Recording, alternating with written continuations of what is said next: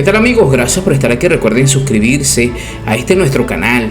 Y bueno, vamos a estar revisando información. El gobierno de Suecia reiteró este miércoles su postura de que la Unión Europea revise el acuerdo de diálogo político y cooperación con Cuba. Esto por considerar que las políticas de acercamiento vigentes no están produciendo los resultados esperados en materia de libertad y derechos humanos. Wow, están descubriendo el agua tibia. El ministro sueco para la cooperación internacional y el comercio exterior, Benjamin Dousa, confirmó este 29 de enero en una respuesta oficial al Parlamento que el país escandinavo sigue apostando por una renegociación de los términos vigentes y por cortar toda ayuda con la Unión Europea que puede fortalecer las estructuras estatales de la isla. Complicada la situación ante un gobierno que se adhiere al poder como sea. La insistencia del gobierno sueco se debe en parte a la gestión de organizaciones de la sociedad civil cubana, como la Asamblea de Resistencia. En declaraciones exclusivas, el líder de la Asamblea de Resistencia cubana, Orlando Gutiérrez Borás, consideró que la postura de Suecia podría ser decisiva para lograr un verdadero impacto dentro de la isla. Esperemos que algo ocurra en favor del pueblo cubano. El anuncio hecho hoy por el gobierno de Suecia, que junto a otros países va a pedirle a la alta comisionada de las Relaciones Internacionales de la Unión Europea el cese del financiamiento a la dictadura castrista, es fenomenal.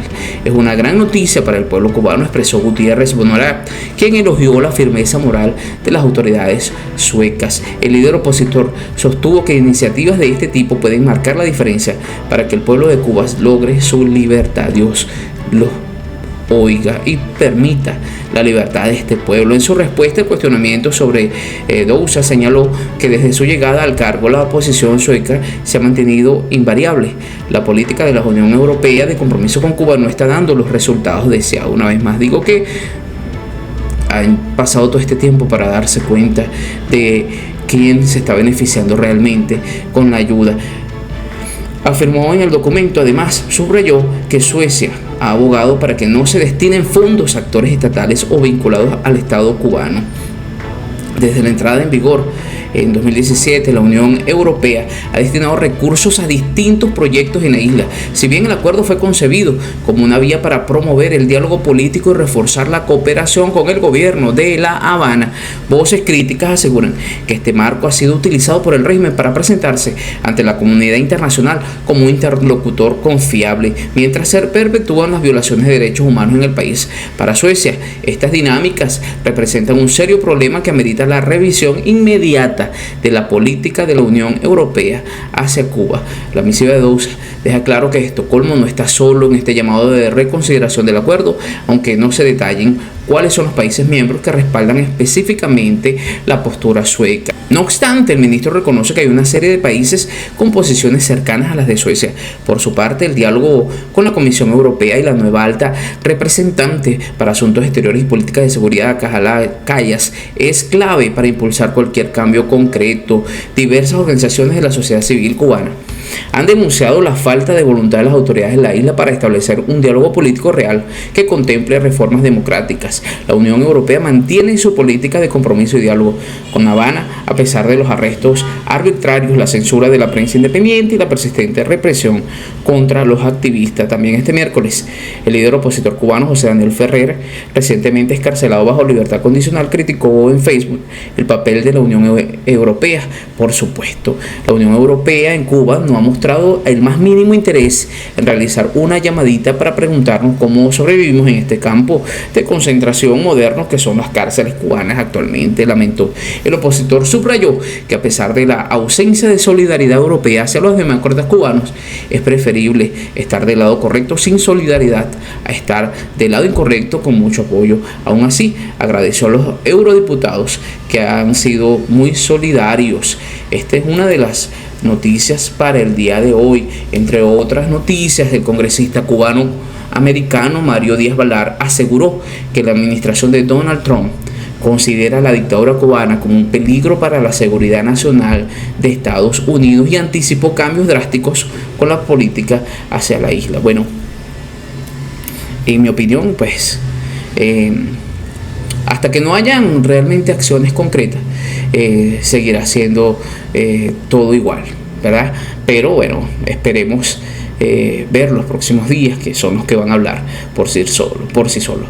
Los días de concesiones, regalados unilaterales y políticas para ayudar a fortalecer el régimen se ha acabado. Díaz Balart afirmó que el equipo de Trump extiende y entiende muy bien la dictadura de Cuba, que es un peligro, y que bajo el liderazgo del mandatario se verá otra política en relación con el régimen de La Habana. El congresista añadió que la posición del presidente y el vicepresidente estadounidense es clara.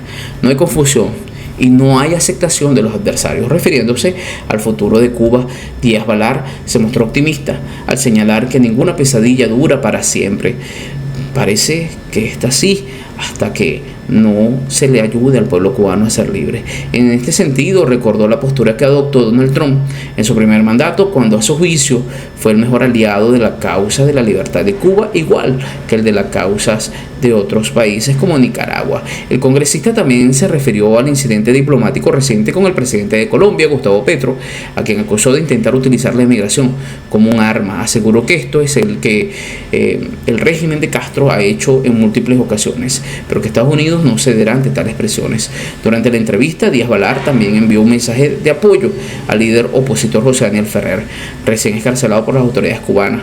Es un héroe y vimos su actitud, que no está dispuesto a rendirse por la causa de libertad. Elogió al tiempo que insistió en que la solidaridad debe dirigirse hacia los defensores de derechos humanos en la isla y no hacia el gobierno. Por otra parte, el congresista abordó la preocupación de las comunidades latinas, incluidos los inmigrantes cubanos, ante las posibles deportaciones masivas anunciadas por la administración de Trump. Finalmente, Díaz Balart enfatizó que Trump no se dejará chantajear ni por gobiernos extranjeros ni por sectores internos que busquen suavizar las políticas hacia Cuba. Interesante, pero sigue siendo realmente insuficiente para un pueblo que sigue viviendo una pesadilla. Bueno, entre otras notas y otras noticias que quiero que revisemos en esta hora, el turismo en Cuba registra su peor cifra en 17 años. Esto, por supuesto, sin contar el periodo de pandemia. ¡Wow! 17 años. El sector turístico en la isla cerró 2024 con 2.2 millones de viajeros internacionales, lo que representa un descenso del 9.6 en comparación con el año anterior y la peor cifra en 17 años, sin contar el periodo de la pandemia de COVID-19.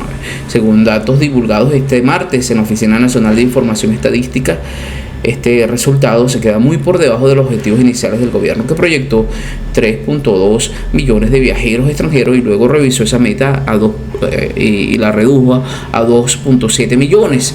Entre los principales países emisores destacan Canadá, que aportó 860.877 visitantes, y Rusia, 185.816.